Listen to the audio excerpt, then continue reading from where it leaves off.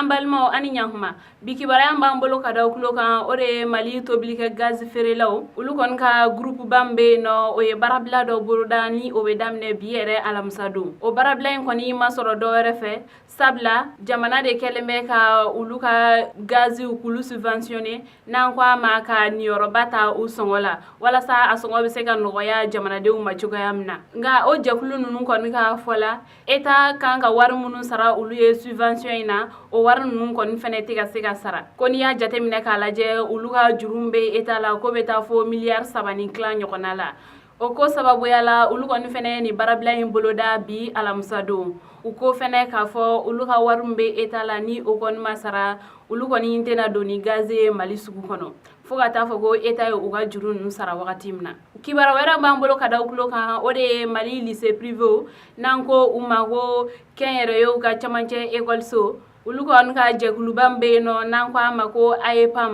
olu kɔni fɛnɛ be barabila la école privée kɔni olu kɔni fɛnɛ bɛɛ y'u ka datugu kabini ntɛnɛndo ni o de kun ye école wili ka da ka eta kɔni be écoleden minnu bila ka taa olu ka écolisow la eta tiko o wari sara olu ye ko n'i y'a jateminɛ k'a lajɛ ko salon wariko minisiri ale ni kalanko minisiri k'olu kun jɛra ka fɔ ka bɛn kɛ k'a fɔ ko u bena wari ninnu tila ka sara cogoya min na o ko kɔni o ma bɔ a sira fɛ olu fɛnɛ y'a laɲini k'a kɛ olu kɔni be ekɔliw datugu fo ka taa fɔ olu ka wariw sara la wagati min na an balimaw ni kibaruya ne kun b'an bolo ka da kulo kan ani cɛ ko kulomajɔ la